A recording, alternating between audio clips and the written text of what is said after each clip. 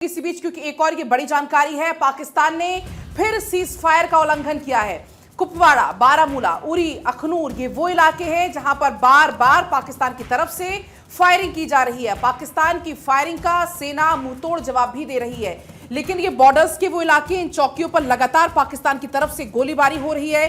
कुपवाड़ा, तंगधार, लीपा वो इलाके हैं, यहां पर लगातार फायरिंग के कारण तंगधार सेक्टर में सामने ही पाकिस्तान का सवाई नाला आतंकी अड्डा है, इसको भारतीय सेना ने उड़ा दिया है। पाकिस्तान की तरफ से सौजियान, पुंछ, केजी सेक्टर, बीजी सेक्टर, मेंढर, राजौरी, नौशेरा में लगातार तोपों से फायरिंग की जा रही है और इसके चलते हरियाणा, पंजाब के सभी एयरबेस पर हाई अलर्ट है। पाकिस्तान लगातार चूंकि गोलीबारी कर रहा है, पाकिस्तान लाइन ऑफ कंट्रोल पर करीबन 70 पोस्ट से भारतीय सेना की अग्रिम चौकियों पर लगातार तोपों, घरों को निशाना बना रहा है। थानेश्वर लगातार चूंकि बने हुए हैं, थानेश्वर पाकिस्तान बार बार सीज फायर का उल्लंघन कर रहा है। इन सीज फायर के उल्लंघन का जवाब ऑपरेशन सिंदूर से अच्छी तरह से मिल गया, लेकिन इसके बाद भी अभी भी पाकिस्तान की जो नापाक हरकतें हैं वो देखने को मिल रही हैं।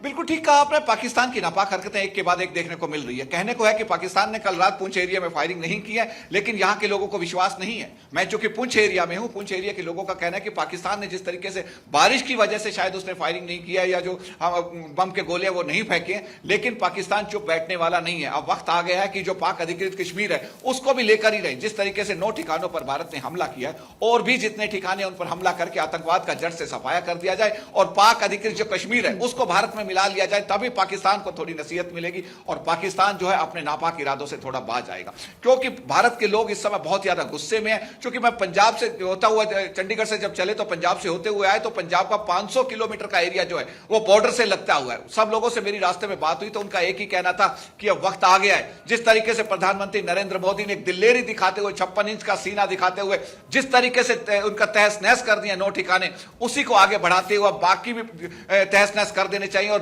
वर्ल्ड में जहां थानेश्वर, एक अपडेट आप ये भी जरा दीजिए कि वहां पर लगातार हम देख रहे हैं कि किस तरह से पाकिस्तान की तरफ से एलओसी पर फायरिंग की जा रही है। माकूल जवाब भारतीय सेना दे रही है, लेकिन सीएम उमर अब्दुल्ला की तरफ से भी बैठक ली गई। अधिकारियों को यह दिशा निर्देश दिया गया कि जो लोग उस इलाके में वो उन्हें सुरक्षित जगह पर शिफ्ट करें, यानी कि 9 शेल्टर होम बनाए गए। तो क्या लोगों को वहां पर शिफ्ट किया गया? देखिए, शेल्टर होम में लोगों को शिफ्ट किया गया। कुछ लोग जा रहे हैं, लेकिन अधिकतर लोग जाने को तैयार नहीं है। उनका कहना है कि हम भारतीय सेना के साथ खड़े हैं, सेना जिस तरीके से हमारे लिए लड़ रही है, हम घरों में अमन और शांति से बैठते हैं तो सेना वहां बैठी है, सेना हमारी सुरक्षा कर रही है, तभी हम घरों में अमन और शांति से बैठे हैं। आज सेना को जरूरत है तो हम उनका साथ छोड़ के शेल्टर होम में चले जाएं। लोगों में गुस्सा है, लोग जाने को तैयार नहीं है, लेकिन फिर भी कुछ महिलाओं, बुजुर्ग महिलाओं और बच्चों को शेल्टर होम में शिफ्ट किया गया। कुछ बच्चे हैं, कुछ युवाओं को भी शिफ्ट किया गया ताकि महिलाओं की रक्षा हो सके। महिलाओं को किसी चीज की जरूरत है तो, या किसी को भी किसी चीज की जरूरत है तो प्रशासन उनकी सभी जरूरतों को पूरा करे। शेल्टर होम में लोग जाने को तैयार नहीं है। मैं जिस जगह खड़ा हूं तो आपको दिखाना चाहूंगा कि एक गुरुद्वारा है, गुरुद्वारा में भी 200 से ज्यादा लोगों का एक शेल्टर होम बनाया गया। यहां कुछ महिलाएं और बच्चे हैं, कोई युवा नहीं है, कोई पुरुष नहीं है, सिर्फ महिलाएं और बच्चे हैं। इनके खाने का, रहने का, हर तरह का अरेंजमेंट गुरुद्वारा साहब की तरफ से किया जा रहा है। प्रशासनिक अधिकारी यहां पर आते हैं, बार बार हर एक से पूछते हैं किसी चीज की कोई जरूरत हो तो हमें बताइए, लेकिन यहां भी महिलाएं गुस्से में एक ही बात कहती है, हमें क्यों हमें अछूतों की तरह अलग बिठा दिया हमने। हम पुरुष, हम भी उनके मुकाबला करना चाहते हैं, हम भी बंदूक उठाकर पाकिस्तान का जवाब देना चाहते हैं। उनकी जब बातें सुनते हैं तो खुद के रोंगटे खड़े हो जाते हैं कि किस तरीके से महिलाओं में गुस्सा है। तो ये सब साबित करता है कि अब पाकिस्तान का वक्त आ गया है कि जिस तरीके से 72 हुरों की तरफ उसके 100 आतंकवादी गए हैं। पाकिस्तान ने पहले भी यही किया, जो पहलगाम में हमला हुआ था वहां पर भी निर्दोष लोगों को मारा गया, और अब फिर से पाकिस्तान वही कर रहा है।